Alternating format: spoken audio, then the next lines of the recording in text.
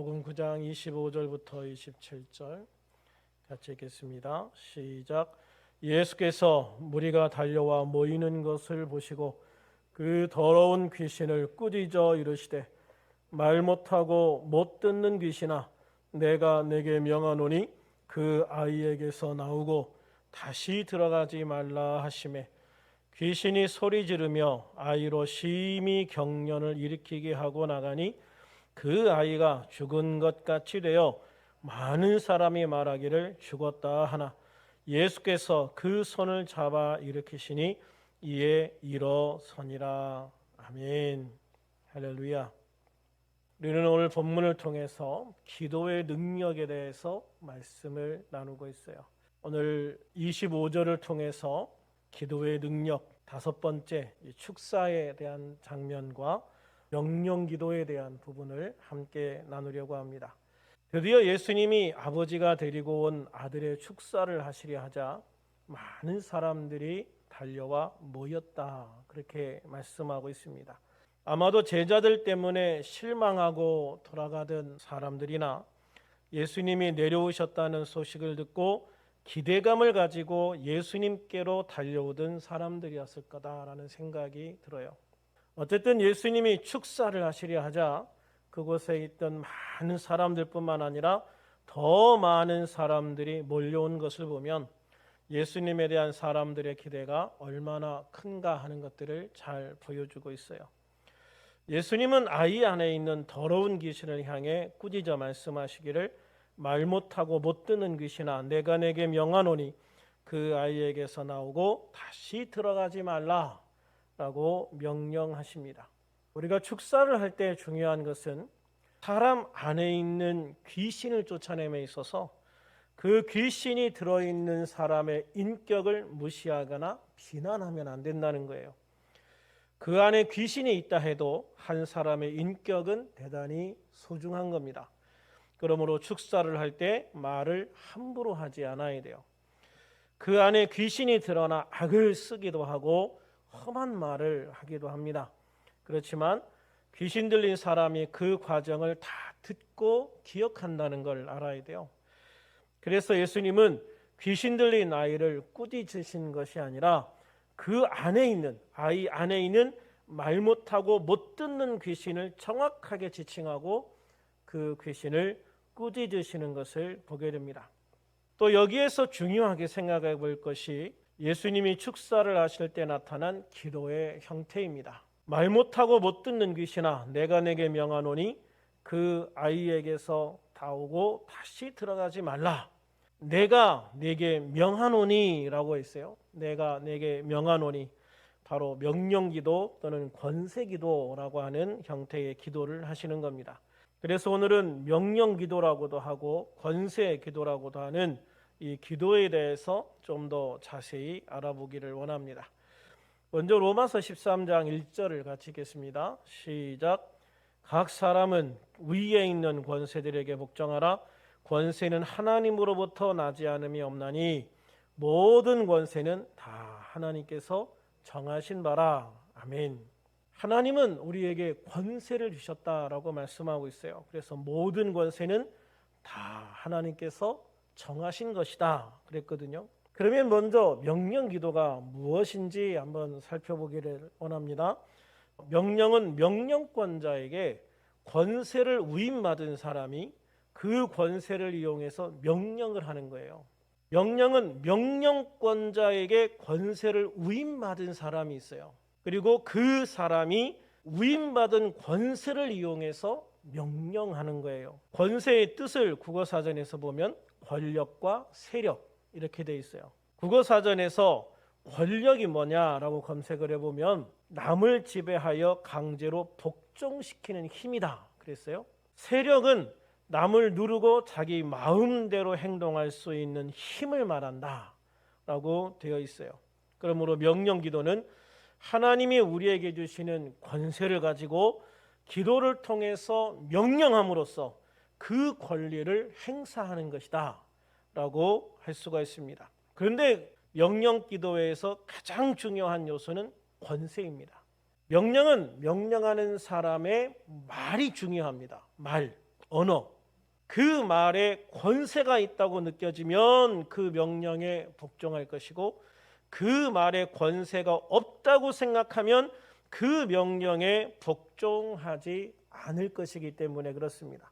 그리고 명령하는 기도에 있어서 말의 권세, 언어의 권세가 중요하다라는 거예요.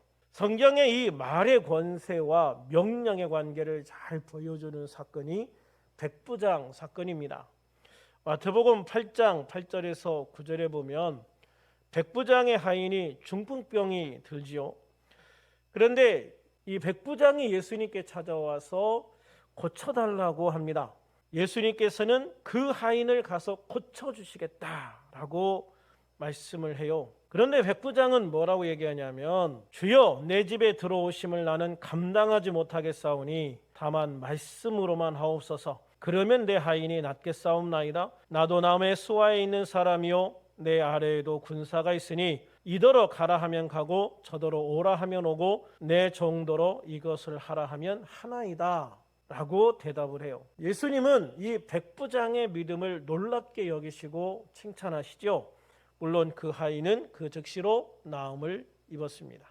그런데 여기에서 백부장이 나도 남의 수하에 있는 사람이요 내 아래에도 군사가 있으니 이더러 가라 하면 가고 저더러 오라 하면 오고 내 정도로 이것을 하라 하면 하나이다 라고 말하는 이 장면이 바로 권세와 명령을 잘 설명해 주고 있는 장면이에요. 군대에서 상급자나 종의 주인은 권세를 가진 자예요. 그 권세를 가지고 부하나 종에게 명령하면 그 명령에 따라서 부하나 종이 움직이게 되는 거예요. 심지어 죽을 걸 알면서도 나가야 되는 게 권세를 가진 자의 명령인 거예요. 이처럼 권세를 가진 사람은 명령을 할 수 있어요. 그리고 그 명령을 받은 사람은 복종을 해야 하는 거예요. 만약 명령에 복종하지 않는다면 엄한 징계를 받게 됩니다. 그런데 이 말의 권세는 특별한 사람에게만 있는 것이 아니라 모든 사람의 말에는 일종의 권세가 담겨 있다라고 그래요. 창세기 1장 26절에 보면 하나님이 이르시되 우리의 형상을 따라 우리의 모양대로 우리가 사람을 만들고 그들로 바다의 물고기와 하늘의 새와 가축과 온 땅과 땅에 기는 모든 것을 다스리게 하자라고 하셨습니다. 이 말씀에 의하면 사람은 창조될 때부터 이 땅의 만물을 다스릴 권세를 위임받았다라고 하는 것을 알 수가 있어요. 비록 죄로 인해서 그 권세가 제한되기는 했지만 그 권세가 분명히 발을 통해 지금도 여전히 일부는 역사하고 있다는 것을 알 수 있어요. 제가 영상을 하나 보여드릴 건데요. 한글날 특집으로 말의 권세, 말의 능력에 대해서 이야기하는 거예요. 한번 보겠습니다. 여기 막 지은 쌀밥이 있습니다. 그리고 각각의 병에 좋은 말과 나쁜 말을 붙이면 실험 준비는 끝입니다. 안녕하세요. 네, 안녕하세요. 네, 부탁드립니다. 이게 뭐예요? 앞으로 한 달 동안 네. 한쪽 병에는 좋은 말씀을 좀 해주시고요. 그리고 한쪽 병에는 듣기 싫은 말씀을 좀 해주세요. 뚜껑을 열고요. 알아들을까요? 고맙습니다. 아, 예쁘다. 냄새 날 것 같아. 짜증나. 미워. 카메라 앞이라 그런지 짜증나도 너무 짜증 안 나게 얘기하시네요. 제대로 한번 짜증나게 할까요? 짜증나. 어우, 짜증나. 아우, 힘들어요. 이런 말 못하는데. 고맙습니다. 짜증나. 감사합니다. 짜증나. 아, 예쁘다. 아유, 짜증나. MBC 아나운서실과 일반 사무실 모두 5곳에 전달했는데요. 4주 후 과연 어떤 변화가 생길지 함께 기다려볼까요? 4주 후 안녕하세요. 맡긴 물건 찾아왔습니다. 맡기신 물건이요? 이거죠? 그리고 여기요. 두 눈을 믿기 힘들 정도로 차이는 분명했습니다. 고맙습니다는 예쁘잖아요. 하얗고 뽀얀 곰팡이가 많이 생기긴 했는데 하얗고 뽀얀 곰팡이가 있고요. 이거는 좀 짜증나는 곰팡이가 생겼달까? 이 붙은 이름 그대로 따라간 것 같아요. 좋은 말을 들려준 쌀밥에선 구수한 누룩 냄새가 났지만 나쁜 말을 들려준 쌀밥은 썩어버렸습니다. 대체 어떻게 했길래 이런 차이가 난 걸까요? 사랑해 사랑해 너무 예쁘다 고맙습니다 다다다다다 쏘아붙고요. 그리고 나서 가끔 얘 보잖아요. 그럼 많은 얘기도 안 했어요. 너무 미워 짜증나 이렇게 하고 딱 놓거든요. 근데 저도 진짜 신기한 거예요. 차이가 이렇게 확연하게 보이니까. 저 사실 처음 이 실험 의뢰를 받았을 때 반신반의했거든요. 이 말 한마디로 이렇게 차이가 생길까. 근데 눈으로 딱 보니까 저도 사실 좀 안 믿겨지고요. 신기하죠. 귀가 어디 달린 것도 아니고 여기 세반고리관이 들어가 있는 것도 아닌데 혹시 우리가 모르는 귀가 밥에 있나요? 3, 4일부터 이쪽이 막 변화가 되니까 좋은 말을 해야 되겠다라는 생각? 그다음에 사람들한테도 속상한 일 있거나 이랬을 때도 좋은 말을 많이 해서 이 사람들이 변화됐을 때도 이렇게 변화되지 않을까라는 생각도 해봤어요. 굉장히 좀 놀랐고요. 처음에 주셨을 때는 과연 될까라는 생각을 많이 했었는데요. 이제 이렇게 된 거 보니까 이쁜 말을 좀 많이 써야 되겠다는 생각이 듭니다.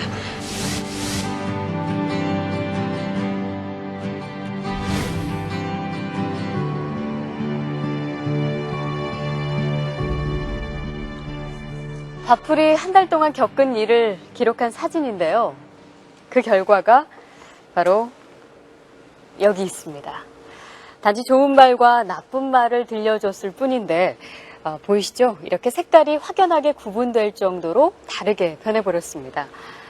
이게 만약 밥풀이 아니고 우리의 가족이나 친구 혹은 직장 동료였다면 어땠을까요? 건강한 파동과 밝은 에너지를 전해주는 말의 힘을 새삼 깨닫게 됐습니다. 우리의 말과 글을 아끼고 지키는 길. 그 시작은 배설하는 말이 아닌 배려하는 말, 또 어렵고 난해한 글이 아닌 쉽고 편한 글을 쓰려는 노력에서부터 출발한 건 어떨까요? 저부터 한번 실천해보죠. 여러분, 고맙습니다. 그리고 사랑합니다. 같은 전기밥솥에서 한 밥을 동일한 조건의 병에 넣어서 한 병에는 고맙습니다, 또 한 병에는 짜증나 라는 그런 말을 계속 하게 한 거예요. 한 달 만에 굉장히 다른 결과가 나타나죠. 좋은 말, 고맙습니다, 감사합니다 라고 한 병에는 하얀 곰팡이가 폈고 냄새도 굉장히 구수한 냄새가 났어요. 그래서 이 곰팡이를 조사해 보니까 사람의 몸에 이로운 곰팡이로 변해져 있었어요. 그런데 짜증난다 이런 부정적인 말을 했던 밥은 시커멓게 썩죠. 곰팡이도 시커먼 곰팡이가 생기고 딱 봐도 썩어 있는, 그래서 아주 심한 악취가 나고요. 그 곰팡이를 조사해 보니까 굉장히 강한 독성이 있는 곰팡이로 변해 있었어요. 이렇게 죄로 인해 죄한된 사람의 말의 권세에도 그 말을 통해서 분명한 영향력을 행사하고 있는 것을 볼 수가 있는 거죠. 그렇다면 이 죄의 문제가 해결되고 거듭난 성령 충만한 사람의 말은 얼마나 더 큰 권세를 가지고 있을까? 예수님을 믿고 거듭났다는 것은 하나님이 우리를 창조하실 때 주신 본래의 목적인 모든 것을 다스릴 권세가 다시 회복됐다는 걸 의미하는 거예요. 여기에 우리 그리스도인들에게 예수 이름의 권세가 더해집니다. 그러므로 예수 믿고 거듭난 우리들은 하나님이 주신 권세와 예수 그리스도의 이름을 통해서 주신 권세를 가지고 세상의 악한 영들을 향해 담대하게 명령하는 기도를 할 수 있다라고 하는 것이죠. 예수님께서도 믿는 우리들이 예수님의 이름의 권세를 통해서 하실 수 있는 것을 분명히 말씀해 주시고 있어요. 마가복음 16장 17, 18절 같이 한번 읽어볼까요? 시작. 믿는 자들에게는 이런 표적이 따르리니 곧 그들이 내 이름으로 귀신을 쫓아내며 새 방언을 말하며 뱀을 집어올리며 무슨 독을 마실지라도 해를 받지 아니하며 병든 사람에게 손을 얹은즉 나으리라 하시더라. 우리 주님은 믿는 사람에게는 이런 기본적인 하나님의 은사, 능력이 있다라는 거예요. 그런데 이런 능력들을 보면은 거의 대부분 언어와 관련된 은사들이에요. 언어와 관련된 능력이에요. 귀신을 쫓아낼 때도 말로 쫓아내는 거예요. 방언을 하는 것도 말로 하는 거고요. 병든 사람에게 손을 얹어 기도하는 것도 말로 하는 거예요. 그래서 예수님께서 우리에게 말씀하시는 이 기본 은사의 상당수는 언어, 말을 통해서 나타나는 것이고, 그 말은 하나님이 우리에게 주신 기본적인 은사가 회복된, 그런 권세가 회복된 거에 예수 이름의 권세가 더해져서 강력한 하나님의 권세와 능력으로 나타난다는 것이죠. 마가복음 11장 23절에 보면 내가 진실로 진실로 너에게로 노니 누구든지 이 산더러 들리어 바다에 던져지라 하며 그 말하는 것이 이루어질 줄을 믿고 마음에 의심하지 아니하면 그대로 되리라. 말하는 것, 그 말하는 것이 이루어질 줄 믿고 의심하지 아니하면 그 말이 놀라운 하나님의 능력으로 나타난다는 거예요. 또 요한복음 13장 13, 14절에 보면 너희가 내 이름으로 무엇을 구하든지 내가 행하리니 이는 아버지로 하여금 아들로 말미암아 영광을 받으시게 하리 함이라. 내 이름으로 무엇이든지 내게 구하면 내가 행하리라. 내 말이 주님의 능력이 된다는 거예요. 기도라는 게 그런 거거든요. 내가 예수님의 이름으로 기도하면 그 기도하는 말이 하나님 아버지께 들려지고 그것이 능력이 돼서 우리에게 나타나게 되어진다. 그러면 이 명령기도는 어떻게 하는 건가? 명령기도는 말 그대로 주어진 권세를 통해서 명령하는 기도예요. 많은 그리스도인들이 기도할 때 명령하여 기도할 권세가 우리 안에 있다는 것을 알지 못하는 경우들이 많아요. 그러니까 명령하는 기도보다는 그냥 애원하고 매달리는 기도, 거의 우리 기도가 그런 기도가 아닐까요? 그러나 우리는 이제 명령할 수 있는 권세가 우리 안에 있음을 알고 이 권세를 적극적으로 사용해야 돼요. 명령 기도의 대상은 하나님을 제외한 하나님의 창조 대상자 전체에게 사용할 수 있어요. 그 대상에는 천사들도 포함되어 있습니다. 피조물인 천사들은 우리보다 능력 면에서는 더 강해요. 그러나 우리는 하나님의 자녀이고 천사들은 섬기는 영으로서 구원을 받을 상속자들을 위하여 섬기라고 보낸 자들이에요. 그러니까 결국은 우리를 섬기라고 천사를 보낸 거거든요. 우리는 그들에게 명령할 수 있다라고 하는 것을 이야기를 하는 거예요.